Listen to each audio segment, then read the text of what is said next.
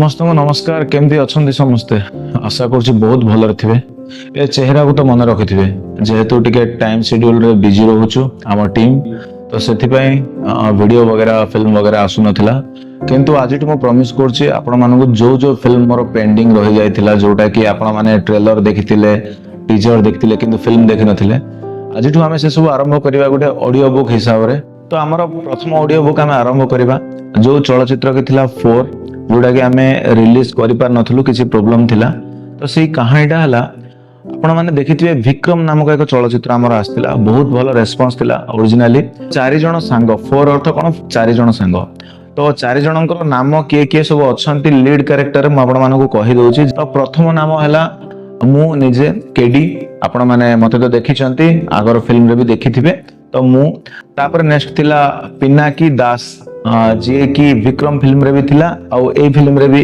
Ajay actor acting करछि तापर जने थिला आकाश साहू ताको भी आपण माने देखिथिबे एई चेहरा तापर नेक्स्ट आस्तिले हमर अभिषेक मिश्र तो सी भी से फिल्म रे थिले सी मध्य फिल्म रे काम करछन्ते आउ जने रहले हमर जगन्नाथ साहू जे कि एई फिल्म रो 4 फिल्म रो लीड रोल रे एक्टिंग करछन्ते तो एबे हमें कहानी आरंभ करिबा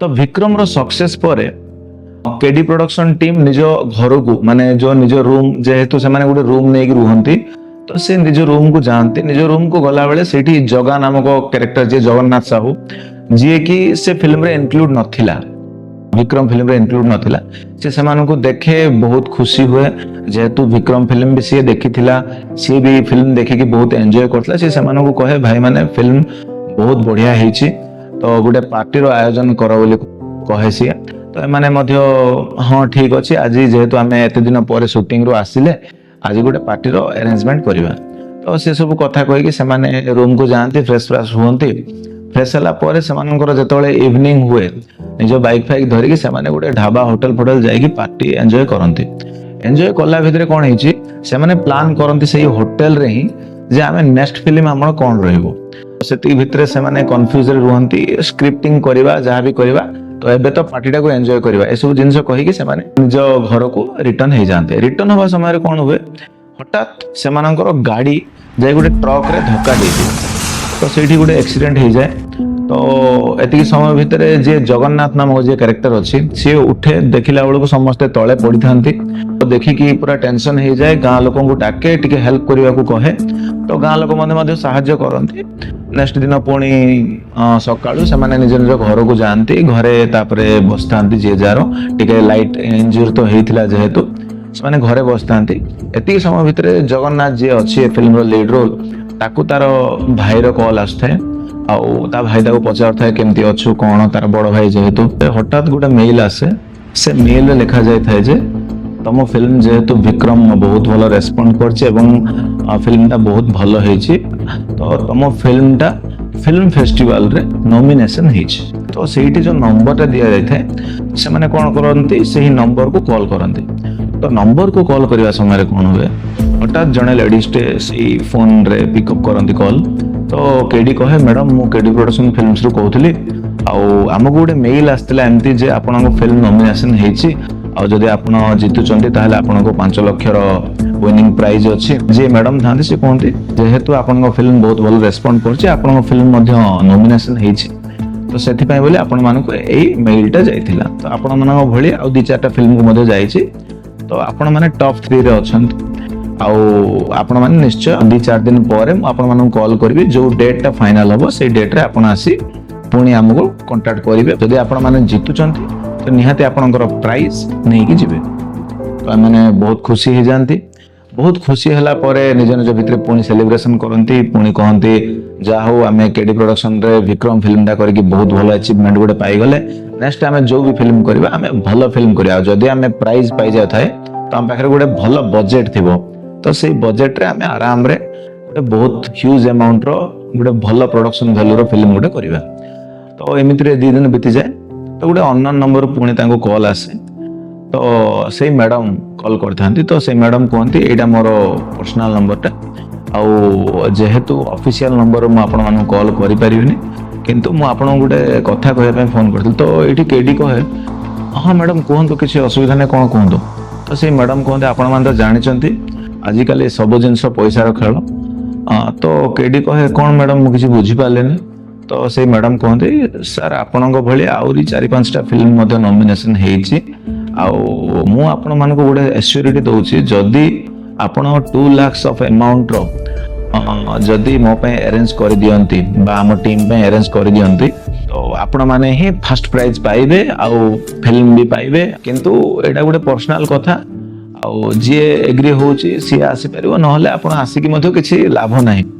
ए सब कथा कहंती आउ आपण तो जानि चंती ए जिंस फेक किछि नुह जदि आपण को फिल्म पाइबा को इच्छा अछि तो ए जिंस करियो पड़िबो हां ठीक अछि रहउछि कहि कि से फोन काटि दियंती तो एती भितरे से माने कलेक्शन करंती निजे भितरे केते केते अछि तो जो अमाउंट से मानक दरकार थिला से पैसा से मानक पाखरे हेई पारला नै तो केडी कोन कहे पिनाकी कहे तो बापा तो गोटे बहुत बड़ बिजनेसमैन गोटे काम करबा तो बापा को तू मांग तो पिनाकी सेठी कहे मो बापा सिना बहुत बड़ बिजनेसमैन किंतु पैसा रे ताकू केते कोन कहले मते मो बापा मते टंकाटे भी पैसा देबे नाही सेति पय तो मु तमान सब मिसी फिल्म करछि मोर गोटे निज रेपुटेशन हेला निजर फेस वैल्यू हेले मु निजे पैसा कमेबी बोली बापा किसी भी हेल्प करि परिबेनी मते क्षमा करे एमती कहे एति भितरे माने भाबंती हमें कोन करबा से अमाउंट को केमिति हमें अरेंज करबा केमिति हमें प्राइज पाइबा ए सब भाबी भाबी से मानकर गोटे दिन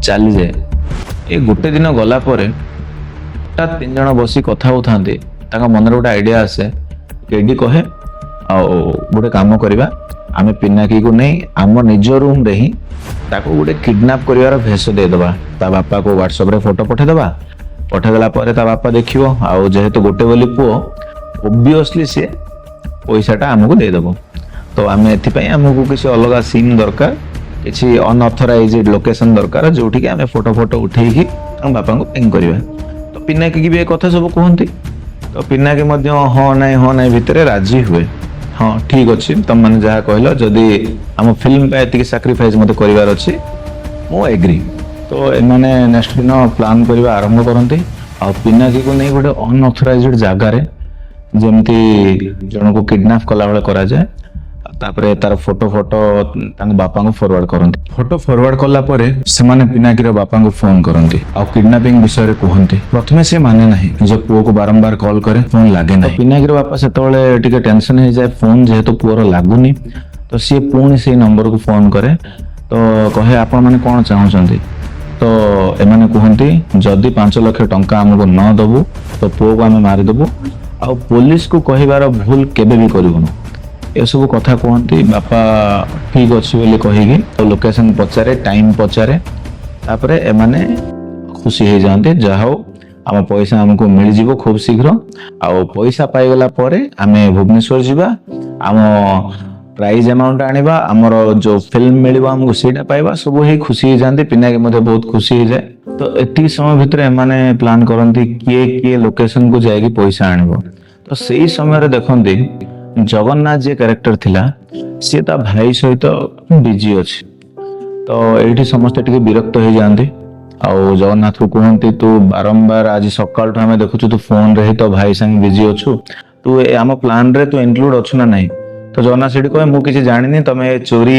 ए सब करिवो जे तमे फिल्म इंडस्ट्री लोक तमे जदी फिल्म करिवो मु शामिल अछि तमे चोरी करिवो किडनैपिंग करिवो ताले मु ए सब रे इंक्लूड हेई परिबिनी बोले फोन टा धरि की पुणी बाहर को पड़े तो समस्त विरक्त हो जाते किंतु से कथा को छाड़ी के प्लान करते केडी आ आकाश जी अच्छा सी जाइकी जो लोकेशन देथिले से टाइम रे पैसा नहीं कि आसवा तो दी जन आकाश आ केडी जानती लोकेशन को पैसा आनिया तो हठात गला बेले कौन हुए जो लोकेशन रे से पैसा मिलवार थिला से लोकेशन रे पुलिस जीपटा थाए तो एमाने पूरा डरी जाती पुणी से संगे संगे कौन करते से सिम फिम को भांगी दियंती भांगी फिंगी दियंती फिंगी की रूम को आसी जाते तो एति भितर आउ जो 2 जण सांग अछन से माने पचारंती भाई पैसा मिलला बापा पैसा देले एमती कहला भितरे से माने एक्चुअली सत्य कथाटा कौन हेइथिला सेठी पुलिस काहे के आस्तिला कौन सब कहंती ए भितर समस्त पुणी थरे टेंशन को आस जाती पुलिस रेकॉर्ड रे हम ना आस जीवना कौन सब भाभी डरी जाते तो केडी और पिनाकी रो पूरा बहुत बड़ा डिस्कशन चले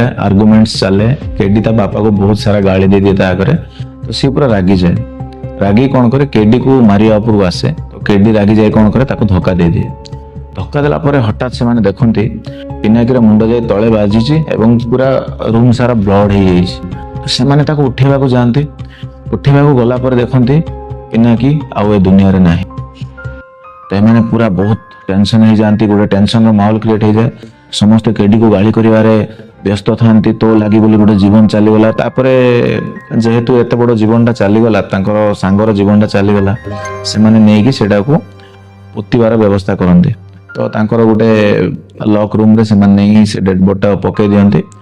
ତ ତାକୁ ପ୍ୟାକିଂ କରିକି ନେଇ ସେ ରୁମ୍ରେ ରଖିଲା ସମୟରେ କ'ଣ ହୁଏ, ପିନାକିର ପକେଟରୁ ଗୋଟେ ଚାବି ଗଳିଯାଏ। ତ ସେମାନେ ଦେଖନ୍ତି ଏଇଟା ତ ରୁମ୍ର ଚାବି ନୁହଁ।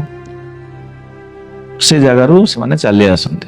ପୁଣି ସେଇ ସମୟରେ ସେମାନେ ଦେଖନ୍ତି ଜଗନ୍ନାଥ ଯିଏ ଅଛି ସେ ପୁଣି ତା ଭାଇ ଅଭିଷେକ ସହିତ ଫୋନରେ କଥା ହଉଛି।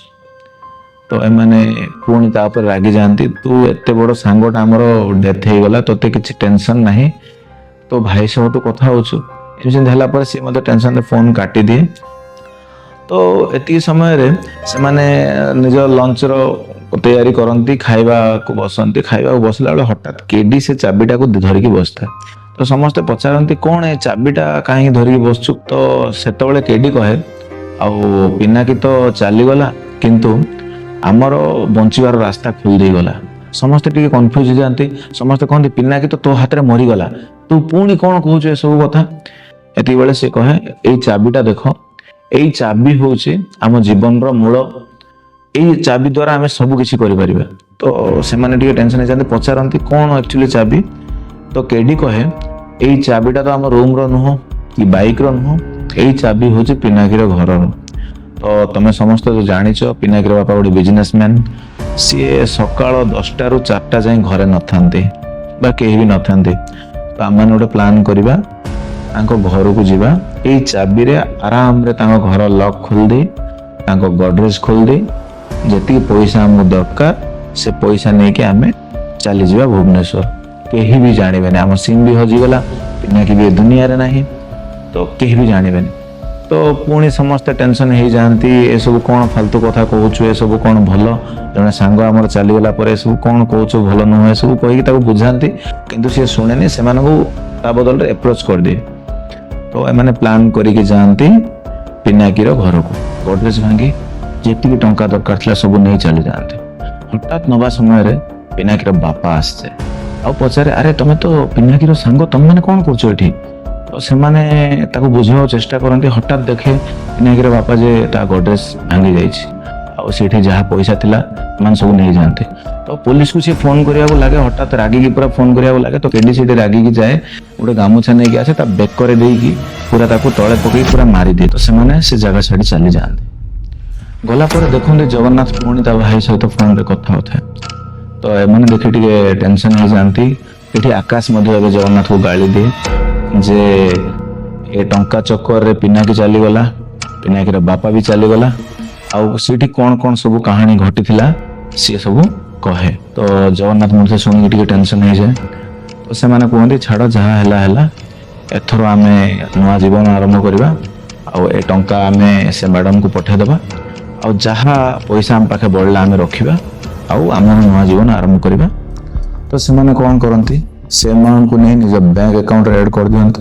ଆଉ ଆଡ୍ କଲା ପରେ ପୁଣି ରୁମ୍କୁ ଆସନ୍ତି।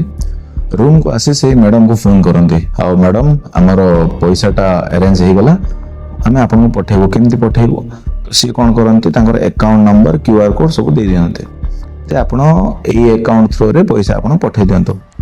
ତ ଏମାନେ ପଇସା ମ୍ୟାଡ଼ାମକୁ ପଠେଇବା ପରେ ମ୍ୟାଡ଼ାମ କୁହନ୍ତି ଧନ୍ୟବାଦ, ଆପଣଙ୍କ ପଇସା ଆମେ ପାଇଗଲୁ, ଆଉ ଆପଣଙ୍କୁ ୱିନିଂ ପ୍ରାଇଜ୍ ଆଉ ଫିଲ୍ମ ପାଇବାରୁ କିଏ ବି ରୋକିପାରିବନି, ତ ଆପଣମାନଙ୍କୁ କଂଗ୍ରାଚୁଲେସନ୍, ଏସବୁ କଥା କୁହନ୍ତି। କହିଲା ପରେ ହଠାତ୍ ପୁଣି ଜଗନ୍ନାଥର ଯିଏ ଭାଇ ଅଛି ତାକୁ ଫୋନ୍ କରେ, ଆଉ ତୁ କେଉଁଠି ଅଛୁ ବୋଲି ପଚାରେ। ଯେହେତୁ ମୁଁ ତୋ ଲୋକେସନକୁ ଆସିଛି, ତୋତେ ନେବା ପାଇଁ ଆସୁଛି ବୋଲି କହେ। ତ ଜଗନ୍ନାଥ ବହୁତ ଖୁସି ହେଇଯାଏ ଆଉ ସାଙ୍ଗମାନଙ୍କୁ କୁହେ ଆଉ ମୋ ଭାଇ ଆସୁଛନ୍ତି ରୁମ୍କୁ ବୋଲି କହିଲା ପରେ ଏମାନେ କୁହନ୍ତି ହଉ ଠିକ୍ ଅଛି ବୋଲି କୁହନ୍ତି। ରୁମ୍ରେ ବସିଥାନ୍ତି। ହଠାତ୍ ଭାଇ ଆସେ, ଜଗନ୍ନାଥର ଭାଇ ଯିଏ ଅଭିଷେକ, ସେ ତା ବଡ଼ ଭାଇ ହେଇଥାଏ, ସିଏ ଆସେ। ତ ସିଏ କହେ ଆଉ ଇଣ୍ଟ୍ରୋଡ୍ୟୁସ୍ କରେ, ଇଏ ମୋ ସାଙ୍ଗ କେଡି, ଇଏ ମୋ ସାଙ୍ଗ ଆକାଶ, ସବୁ ଦେଖାଏ ମୋ ସାଙ୍ଗମାନଙ୍କୁ ଇଏ ବୋଲି ଭାଇକୁ ମିଶେ। ଭାଇ ସେଠି ଟିକେ ଆଶ୍ଚର୍ଯ୍ୟ ହେଇଯାଏ ଟିକେ ଆଶ୍ଚର୍ଯ୍ୟ ହେଇଯାଏ। ତାପରେ ସାଙ୍ଗମାନେ ତାକୁ ବାଏ କରନ୍ତି। ଅଭିଷେକ କ'ଣ କରେ, ଜଗନ୍ନାଥକୁ ନେଇକି ରୁମ୍ ଛାଡ଼ି ଚାଲିଯାଏ। ହଠାତ୍ ଡୋରଟା ନକ୍ ହୁଏ। ତ ଏମାନେ ଯାଇ ଦେଖନ୍ତି ତାଙ୍କ ଘର ବାହାରେ ପୋଲିସ ଥାଏ। ଆଉ ପୋଲିସ ପଚାରେ ଏମାନଙ୍କୁ, ତମେ ପିନାକୀର ସାଙ୍ଗ? ତ ଏମାନେ କୁହନ୍ତି ହଁ ଆମେ ପିନାକୀର ସାଙ୍ଗ, କ'ଣ ହେଲା? ତ ପୋଲିସ କହେ 2 ଦିନ ତଳେ ପିନାକୀକୁ କିଏ କିଡନାପ କରିଛି ବୋଲି ଗୋଟେ କଲ୍ ଆସିଥିଲା। ଆମେ ସେ ଲୋକେସନ ମଧ୍ୟ ଯାଇଥିଲୁ କିନ୍ତୁ ସେମାନଙ୍କୁ ପାଇଲୁନୁ। ଏବେ 2 ଦିନ ପରେ ଗୋଟେ ନ୍ୟୁଜ ଆସୁଛି ଆମ ପାଖକୁ, ପିନାକୀର ବାପାଙ୍କୁ କିଏ ହତ୍ୟା କରିଦେଇଛି ଆଉ ତାଙ୍କ ଘରୁ ବହୁତ ସାରା ପଇସା ମଧ୍ୟ ନେଇଯାଇଛି। ଏମାନେ କୁହନ୍ତି ସୋ ସ୍ୟାଡ୍ ସାର୍, କିନ୍ତୁ ପିନାକୀ ତ ରୁମ୍ ଛାଡ଼ି ବହୁତ ଦିନ ହେଲା ଚାଲିଗଲାଣି, ପିନାକୀ ତ ଆମ ପାଖରେ ନାହିଁ। ତ ପୋଲିସ ସିଏ କ'ଣ ଶୁଣିବ? ପୋଲିସ କ'ଣ କରେ, ତାଙ୍କ ଘର ଭିତରକୁ ଯାଏ, ଛାନଭିନ କରେ, ଦେଖାଦେଖି କରେ, କିଛି ନଥାଏ। ହଠାତ୍ ଦେଖିବା ସମୟରେ ପିନାକୀର ବ୍ଲଡଟା ଗୋଟେ ଜାଗାରେ ଲାଗିଛି। ତ ଏମାନେ କ'ଣ କରନ୍ତି, ସେଟା ଲୁଚେଇବାକୁ ଚେଷ୍ଟା କରନ୍ତି, କିନ୍ତୁ ପୋଲିସ ପଚାରେ ଏଇଟା କ'ଣ? ଏଇଟା କ'ଣ ପିନାକୀର ବ୍ଲଡ ବୋଲି ପଚାରିଲେ ଏମାନେ ମନା କରନ୍ତି, ନା ସାର୍ ଏଇଟା ଆକ୍ଚୁଆଲି ଆମେ ଯେହେତୁ ଫିଲ୍ମ ଲାଇନରୁ ଆମେ ଆସୁଛୁ, ଏଇଟା ଗୋଟେ ସୁଟିଂର ବ୍ଲଡଟା। ପୋଲିସ ଶୁଣେନି। ପୋଲିସ ପୁରା ଘର ଖୋଜେ। ତାଙ୍କ ଘରର ଗୋଟେ ଅଲଗା ରୁମ୍ ଦେଖିଲା ବେଳେ ପିନାକୀର ଡେଡ୍ ବଡି ପଡ଼ିଥାଏ। ତ ପୋଲିସ ପୁରା ରାଗିଯାଏ। ପୋଲିସ ରାଗିଲା ବେଳେ ଏଠି ପିନାକୀ ଡେଡ୍ ବଡି ଦେଖିକି ତା ସାଙ୍ଗମାନେ ମଧ୍ୟ ବହୁତ କାନ୍ଦନ୍ତି। ଆଉ ସେଠି ଥିବା ଗୋଟେ କାଠ ଫାଳିଆରେ 2ଟା ପୋଲିସକୁ ଆକାଶ ସଂକ୍ଷେପ ଭାବରେ ହତ୍ୟା କରିଦେଇଥାଏ। ବହୁତ କାନ୍ଦନ୍ତି ସେମାନେ, ଆମ ଜୀବନଟା ପୁରା ବର୍ବାଦ ହେଇଗଲା ବୋଲି ବହୁତ କାନ୍ଦନ୍ତି। କାନ୍ଦିଲା ପରେ ରୁମ୍ ଫୁମ୍ ଲକ୍ କରିଦେଇକି ସେ ଜାଗା ଛାଡ଼ି ଚାଲି ଯାଆନ୍ତି ନିଜ ଛାତ ଉପରେ ଟିକେ ବସିକି ରିଲାକ୍ସ ହେବା ପାଇଁ। ରିଲାକ୍ସ ହେବା ସମୟରେ ସେମାନେ କ'ଣ କୁହନ୍ତି, ଛାଡ଼ ଯାହା ତ ହେଲା ହେଲା, ଜଗନ୍ନାଥ ତ ନାହିଁ, ତାକୁ ଏସବୁ କଥା କିଛି କୁହନି, ଆମେ 3 ଜଣ ଏସବୁ ଲୋକେସନ ଛାଡ଼ିକି ଭୁବନେଶ୍ୱର ଚାଲିଯିବା, ସେଠି ଯାଇକି ୱେଲ୍ ସେଟଲ୍ ହେଇଯିବା। ତ ଏତିକି ପରେ ସେମାନେ କ'ଣ କରନ୍ତି, ସେ ମ୍ୟାଡ଼ାମକୁ ଫୋନ୍ କରନ୍ତି। ମ୍ୟାଡ଼ାମକୁ ଫୋନ୍ କରିବା ସମୟରେ କ'ଣ ହୁଏ, ସେ ମ୍ୟାଡ଼ାମର ଫୋନ୍ ଆଉ ଲାଗେନି। ଏମାନେ ପୁଣି ଟେନସନ୍ ହେଇଯାଆନ୍ତି। କ'ଣ କରିବା ବୋଲି କହିକି ଅନଲାଇନ୍ର ନେଟ୍ରୁ ପୁରା ଖୋଜି ସେଇ ଫିଲ୍ମ ପ୍ରଡକ୍ସନ୍ ହାଉସ୍ର ନମ୍ବରଟାକୁ ଖୋଜି କାଢ଼ନ୍ତି। ତାପରେ ସାର୍ ଗୋଟେ ମ୍ୟାଡ଼ାମ ଆମକୁ ଫୋନ୍ କରିଥିଲେ, ଆମେ ତାଙ୍କୁ ଫୋନ୍ କରୁଛୁ, ଫୋନ୍ ଲାଗୁନି ବୋଲି କହିଲା ପରେ, ହଁ ସେଇ ଲିପ୍ସା ମ୍ୟାଡ଼ାମ, ହଁ ସାର୍ ବୋଲି କୁହନ୍ତି। କ'ଣ ହେଲା, ଅସୁବିଧା କ'ଣ ହେଲା? ସେ ଲିପ୍ସା ମ୍ୟାଡ଼ାମ ତ 2 ଦିନ ହେଲା ଚାକିରି ଛାଡ଼ିକି ଚାଲି ଯାଇଛନ୍ତି ବୋଲି କହେ। ତ ଏମାନେ ଟିକେ ଟେନସନ୍ ହେଇଯାନ୍ତି। ତାପରେ ଏମାନେ କୁହନ୍ତି, ନାଇଁ ସାର୍ ଆମେ 2 ଲକ୍ଷ ଟଙ୍କା ତାଙ୍କୁ ଦେଇଥିଲୁ, ସେ ଆମକୁ ଏମିତି ସବୁ କହିଥିଲେ। ଆରେ ତମେ 2 ଲକ୍ଷ ଟଙ୍କା ତାଙ୍କୁ କାହିଁକି ଦେଲ? ତମେ କ'ଣ ଭେରିଫାଏ କରିଥିଲ ତାଙ୍କୁ? ଆଉ ସିଏ ଆମର ଅଫିସରୁ ମଧ୍ୟ ବହୁତ ସାରା ପଇସା ନେଇକି ଚାଲି ଯାଇଛନ୍ତି। ତ ଏସବୁ କଥା କହିଲା ପରେ ଏମାନେ ପୁରା ଟେନସନ୍ ହେଇଯାଆନ୍ତି। ସେ ମ୍ୟାଡ଼ାମ ନାଁରେ କମ୍ପ୍ଲେନ୍ ଦିଅ, ତାଙ୍କର ଡିଟେଲ୍ସ ଆମେ ଦେଉଛୁ, କମ୍ପ୍ଲେନ୍ ଦିଅ, ଏସବୁ କଥା କୁହନ୍ତି। ଫୋନ୍ କାଟି ଦିଅନ୍ତି। ତ ଏମାନେ ଶୁଣି ପୁରା ତାଙ୍କ ମୁଣ୍ଡ ଆଉ କାମ କରେନି। କାହାକୁ ଯାଇ କମ୍ପ୍ଲେନ୍ ଦେବେ? ସେ ପଇସା ସେମାନେ ଆଣିଥିଲେ କୋଉଠୁ? ନିଜ ସାଙ୍ଗ ଆଉ ନିଜ ସାଙ୍ଗର ବାପାର ହତ୍ୟା କରି। ତ ଏତିକି ପରେ ଏମାନଙ୍କ ପାଖରେ କିଛି ବି ନଥାଏ। ତ ଏମାନେ କ'ଣ କରନ୍ତି, 2 ଜଣ ଡିସାଇଡ୍ କରନ୍ତି, ଜଗନ୍ନାଥ ତ ଆମର ଏ ପ୍ଲାନ୍ରେ ସାମିଲ ନଥିଲା, ଆମେ 2 ଜଣ ହିଁ ଏସବୁ କିଛି କରିଥିଲୁ। ତ ଏଥିପାଇଁ ଏମାନେ କ'ଣ କରନ୍ତି, ଆଉ ବଞ୍ଚିବାର କିଛି ଲାଭ ନାହିଁ, ଆମେ ଯାଇ ଆତ୍ମହତ୍ୟା କରିଦେବା ଆବଶ୍ୟକ। ଏଥିପାଇଁ ତାଙ୍କ ରୁମ୍କୁ ଯାଆନ୍ତି, ପଏଜନ୍ ପିଅନ୍ତି। ପଏଜନ୍ ପିଇବା ସମୟରେ ହଠାତ୍ ଜଗନ୍ନାଥ ଧାଇଁ ରୁମ୍କୁ ଆସେ। ବହୁତ ବୁଝାଏ, ସେମାନେ ଭିତରେ ପଶେ, ସେମାନଙ୍କୁ ବହୁତ ଉଠାଇବାକୁ ଚେଷ୍ଟା କରେ କିନ୍ତୁ ସେମାନେ ଉଠନ୍ତି ନାହିଁ। ହଠାତ୍ ଜଗନ୍ନାଥର ଭାଇ ଅଭିଷେକ ମଧ୍ୟ ସେ ଜାଗାକୁ ଆସେ ଆଉ ଦେଖେ ଜଗନ୍ନାଥ ପୁରା କାନ୍ଦି ପାଗଳ ହେଇଯାଉଥାଏ। ସେ ପଚାରେ କ'ଣ ହେଇଛି? ତ ଜଗନ୍ନାଥ କହେ, କେଡି ଆଉ ଆକାଶ ସବୁ ବିଷ ପିଇ ଦେଇଛନ୍ତି, ସୁଇସାଇଡ୍ କରିଛନ୍ତି, ଦେଖ ଭାଇ ସେମାନେ କେମିତି କାନ୍ଦୁଛନ୍ତି। ଆଉ ଏବେ ଯୋଉ ସିନ୍ ହୁଏ ଆପଣମାନେ ଶୁଣି ଆଶ୍ଚର୍ଯ୍ୟ ହେଇଯିବେ। ଅଭିଷେକ ଚାରିପଟ ଦେଖେ, ଦେଖିଲା ବେଳକୁ କେହି ନଥାନ୍ତି ସେଠି, କେବଳ ଜଗନ୍ନାଥ ସେଠି ବସି କାନ୍ଦୁଥାଏ। ସିଏ ପୁରା ଆଶ୍ଚର୍ଯ୍ୟ ହେଇଯାଏ, କ'ଣ ଏସବୁ ଚାଲିଛି, ଏଠି ତ କେହି ନାହାନ୍ତି, ଇଏ କାନ୍ଦୁଛି କାହିଁକି? ତ ସେ କ'ଣ କରେ, ହଠାତ୍ କାନ୍ଦି ଜଗନ୍ନାଥ ସେନ୍ସଲେସ୍ ହେଇଯାଏ। ସେନ୍ସଲେସ୍ ହେଲା ପରେ ଜଗନ୍ନାଥର ଭାଇ ଅଭିଷେକ ତାକୁ ନେଇ ମେଡିକାଲକୁ ଯାଏ। ତ ଡକ୍ଟର ପାଖକୁ ରିପୋର୍ଟ ଆଣିବା ସମୟରେ ସେ କହେ, ସାର୍ ସେ ଆକ୍ସିଡେଣ୍ଟ ପରେ ସେ ପୁରା ପାଗଳ ହେଇଗଲାଣି, ସେ କ'ଣ କହୁଛି କ'ଣ କରୁଛି ମୁଁ କିଛି ଜଣାପଡ଼ୁନି। ଡକ୍ଟର ସେଠି କହେ, ତାର ଯେଉଁ ଆକ୍ସିଡେଣ୍ଟ ହେଇଥିଲା, ତ ଆପଣମାନେ ମନେ ରଖିଥିବେ ଗୋଟେ ଯେଉଁ ଆକ୍ସିଡେଣ୍ଟ ହେଇଥିଲା ସେମାନଙ୍କର ପାର୍ଟି ନାଇଟ୍ରେ। ତ ସେଇଠିକି ଫ୍ଲାସବ୍ୟାକ୍କୁ ଆସିବା। ତ ଫ୍ଲାସବ୍ୟାକ୍ରେ ଆମେ ଦେଖିବା ଯେଉଁ ଆକ୍ସିଡେଣ୍ଟ ହେଇଥିଲା ସେଇଠି ତାର 3ଟି ସାଙ୍ଗର ଡେଥ୍ ହେଇଯାଇଥିଲା। ଆପଣମାନଙ୍କୁ ମୁଁ କହିଥିଲି ତାର ମୁଣ୍ଡରେ ଟିକେ ଆଘାତ ବାଜିଥିଲା, ସାଙ୍ଗ 3 ଜଣ ପଡ଼ିଥିଲେ। ତ ସେଇ ସମୟରେ କ'ଣ ହେଇଥିଲା, ଜଗନ୍ନାଥର 3 ଜଣ ସାଙ୍ଗ ମୃତ୍ୟୁବରଣ କରିସାରିଥିଲେ। ଆଉ ଅଭିଷେକ ଯିଏ ଥିଲା ତା ଭାଇ ତାକୁ ନେଇ ମେଡିକାଲରେ ଆଡମିଟ୍ କରିଥିଲା। ଡକ୍ଟର ତାକୁ କହିଥିଲେ ନା ଯେହେତୁ ସାଙ୍ଗମାନେ ମରିଯାଇଛନ୍ତି ସେ ଟିକେ ସଦମାରେ ଅଛି, କିନ୍ତୁ ଧୀରେ ଧୀରେ ଧୀରେ ଧୀରେ ସିଏ ଏତେ ପାଗଳ ହେଇଯିବ ସିଏ ନିଜେ ବି ଜାଣିନଥିଲା। ତାପରେ ଡକ୍ଟର କହେ ନା ଇଏ ପୁରା ନିଜ ଘରେ ହିଁ ରହୁଥିଲା, ଆଉ ଯେହେତୁ ଫିଲ୍ମରେ ମାନେ ଇନକ୍ଲୁଡ ଥିଲେ ସେ ନିଜେ ନିଜେ ମନଗଢ଼ା କାହାଣୀ ଗୋଟେ କରିଦେଇଥିଲା। ତା ସାଙ୍ଗମାନେ ମରିବା ସତ୍ତ୍ୱେ ତାଙ୍କର ଫିଲ୍ମର ସ୍କ୍ରିପ୍ଟ ହିଁ ତମକୁ ସେ କହି ଚାଲିଥିଲା, ଆଉ ସେ ଧୀରେ ଧୀରେ ପାଗଳ ହେଇଗଲାଣି। ଆଉ ଇମିଡିଏଟଲି ତାକୁ ମେଡିକାଲରେ ଜଏନ୍ କର।